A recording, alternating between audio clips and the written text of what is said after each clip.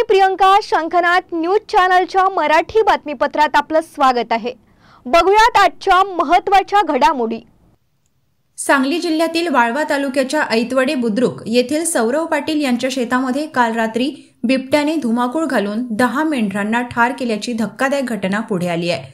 त्यामुळे मेंढपाळाचे मोठे नुकसान झाले आहे. या घटनेने येथील परिसरात शेतकऱ्यांमध्ये धास्ती बसली आहे, तर शेतकऱ्यांच्या मनात बिबट्याच्या संचारामुळे भीतीचे वातावरण पसरले आहे. या घटनेने परिसरात हळहळ व्यक्त केली जात आहे. महादेव विलास वाघमोडे यांचे सौरभ पाटलाच्या वावरात या वावरात हल्ला झालाय. बिबट्याने हल्ला केलाय आणि मी 6:30 वाजता ढाळा घेऊन आलो. ते ढाळा तिथं टाकले आणि ढाळा बघलं जरा टाकल्यावर ना मी आलो इथं आणि इथं आल्यावर ना वरडायला लागले म्हणून ते जवळ आलो. ते बघितले तर त्यात बिबट्या होता. बिबट्या मला एकट्याला दिसायल्यामुळे मी रस्त्यावर पळून गेलो. त्यामुळे ते पुन्हा कुणीकडे गेले मला काय माहित नाही. त्यात पुन्हा ते 2-3 खाल्लेत, पुन्हा 10-12 तिथं मरून पडलेले आहेत. त्यामुळे मला काय माहित नाही. मी गेलो पळून, दंगा करीत मी पळून गेलो. माझं नाव सचिन तानाजी वाघमोडे. आमच्या सौरभ पाटलांच्या शेतामध्ये मेंढ्या बसाय असताना तर बिबट्याने हल्ला केला. मेंढ्यांनी हल्ला केल्या त्या ठिकाणी येऊन पाहिले तर 2 मेंढ्या बिबट्या घेऊन गायबच झाला होता. 9 पिल्ले मयत झाली होती. त्या ठिकाणी आमदार सदाभाऊ खोत यांनी भेट दिली व सतीश देशमुख भाऊ यांनी भेट दिली. बिबट्याने गेले 1.5 ते 2 वर्ष इथं परिसरामध्ये प्रचंड धुमाकाळ घातलेला आहे. कुठं ना कुठं शेतकऱ्यांना 4-8 दिवसाला दिसतच असतो.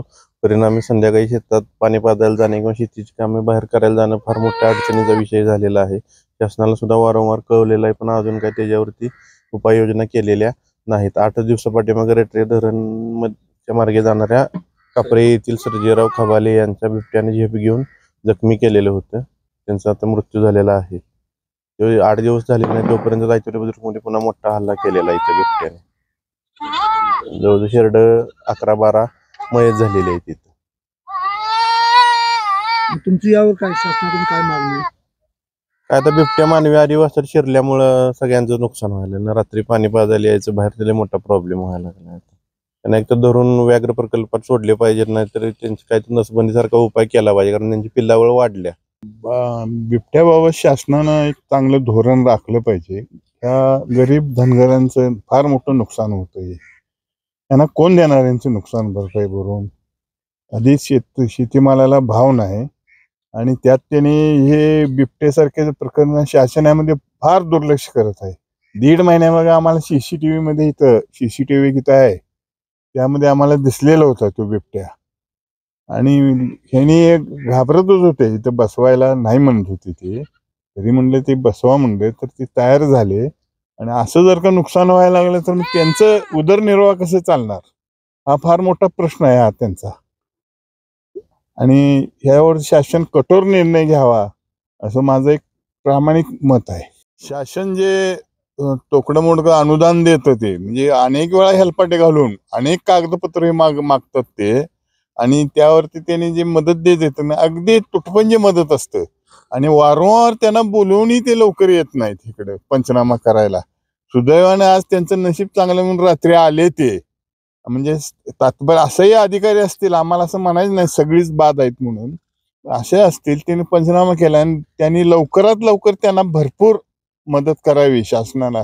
किंवा आता आमदाराच्या भावी निवडून गेलेले आहेत आमच्या भागातले, त्यांनी यावरती कठोर कारवाई करावी आणि मोठे निधी देण्यासाठी नाही योग्य तो निर्णय विधिमंडळात मांडावा आणि हा गरिबांना त्याचा लाभ व्हावा, एवढीच माझी एक अपेक्षा आहे.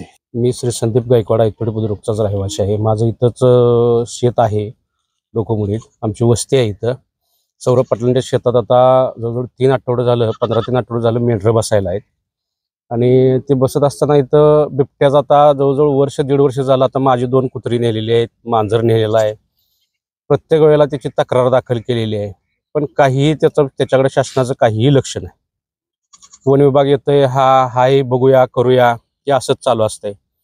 आता यांच्या जवळजवळ रात्री ते शंकर वाघमोडे एकटेच थांबलेले. मेंढरं येऊन इथं थांबल्यानंतर शंकर वाघमोडे हा मेंढपाळ त्यांना चारा आणण्यासाठी गेलेला असताना 6 वाजता पाठीमागे आला तर त्याच्या ह्याच्यात मेंढ्यांच्या ह्याच्यात बिबट्या शिरलेला होता.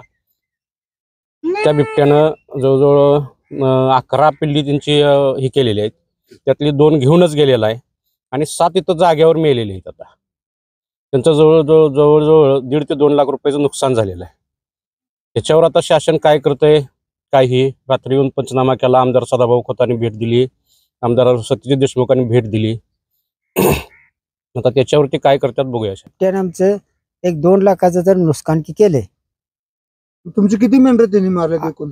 11 मेंढरं होती त्यात 2 गायब झाली आणि आता 9 आहे. ती 9तली 2 जखमी आहेत, 7 ही झाले पूर्ण मेले. वन विभागाचे कोण लोक आलेले काय आली होती, येऊन गेलेत की. काय पंचनामा वगैरे? पंचनामा केला.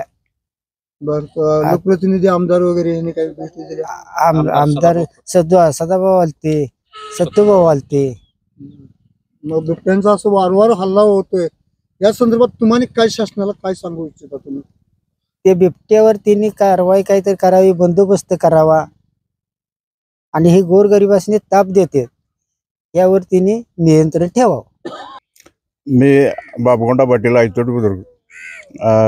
सौरभ पाटील यांच्या शेताजवळच माझं शेत आहे आणि या भागातच मी शेतकरी आहे. गेली 15 दिवस सौरभ पाटलांच्या शेतामध्ये मेंढ्या इथं बसण्यासाठी आहेत आणि काल संध्याकाळी 7च्या दरम्यान साधारणपणे बिबट्यानं त्याच्यावर हल्ला केला. इथं ते मेंढपाळ होते, ते घरी गेले होते आणि एकच मेंढपाळ होतं. तो डाळे घेऊन आल्यानंतर त्याला ते निदर्शनास आल्यानंतर तो घेऊन तो परत पळून गेला आणि त्यावेळेपर्यंत त्याने 8-9 बकरी खाल्ली होती. म्हणजे 3-4 बकरी अर्धवट खाल्ल्यातच आणि 5-7 बकरी मेल्यात. असं 10-12 बकऱ्यांचं काहीतरी नुकसान झाले. त्यांचं अंदाजे 2-2.5 लाखाचं त्यांचं नुकसान झाले. आणि ह्या संदर्भात बोलत असताना बिबट्या वारंवार ह्या विभागात बऱ्याच शेतकऱ्यांना दिसला आहे. वारंवार वन विभागाकडे तक्रार करून त्या विनंती करून ते कुणीही लोक त्याच्यावर काही कारवाई करत नाहीत आणि त्या ह्यानं शासनाने ह्याच्यावर काहीतरी निर्णय घेऊन बिबट्याचा बंदोबस्त करावा ही एक शासनाला विनंती आहे. नवीन बातमीपत्रासह तोवर नमस्कार.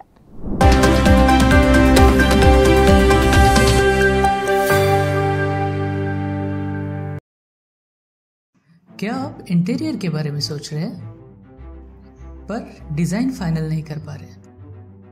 होम इंटीरियर या ऑफिस इंटीरियर, किसी भी डिजाइन आइडिया को रियलिटी में कैसे बदले, आज हम ये जानेंगे इंडस्ट्री एक्सपर्ट्स से। हमारी कंपनी जो है डिजाइन ब्यूरो, उसमें interior designing, renovation, architectural design, landscaping end renovation, furnitures, ये सारे जॉब्स हमारे यहाँ होते हैं और पिछले 20 साल से हम लोग इस फील्ड में हैं और इसमें 2 से 3 कैटेगरी आप इसको डिवाइड कर सकते हैं, जिसमें कि हम रेसिडेंशियल बोलते हैं, कमर्शियल बोलते हैं और रिनोवेशंस बोल सकते हैं। बेसिकली क्लाइंट्स की नीड्स को अंडरस्टैंड करना, सो नीड बेस्ड एनालिसिस हमारे यहाँ होता है।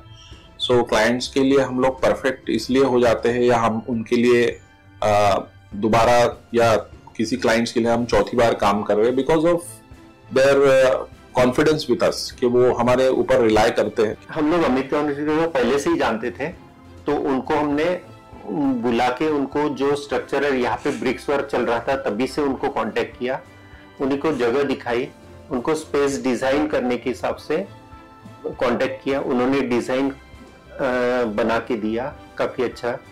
जो भी उसमें जो भी चेंजेस थे उनको वर्कआउट किया हमने। जब जो मटेरियल लेना था वो साथ में हमारे आए, सिलेक्शन के लिए आए, वो जो भी सारा सिलेक्शन उन्होंने काफी अच्छे से करवाया।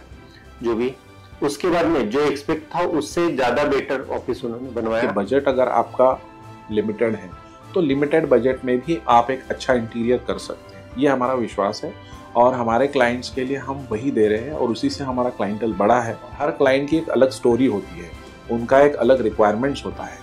कई बार ये सारा मिस आउट हो जाता है, हम अपने डिजाइन उन पे लाते हैं, वो नहीं होना चाहिए। उनको क्या चाहिए वो हम डिलीवर कर सकते हैं, बस वो उनके बारे में हमको समझना पड़ेगा। तो हमारे इसमें हम एक ही बोलते हैं कि ड्रीम कम्स ट्रू। आप ड्रीम देख रहे हो, हम उनको फुलफिल करेंगे, वो हमारी रिस्पॉन्सिबिलिटी है।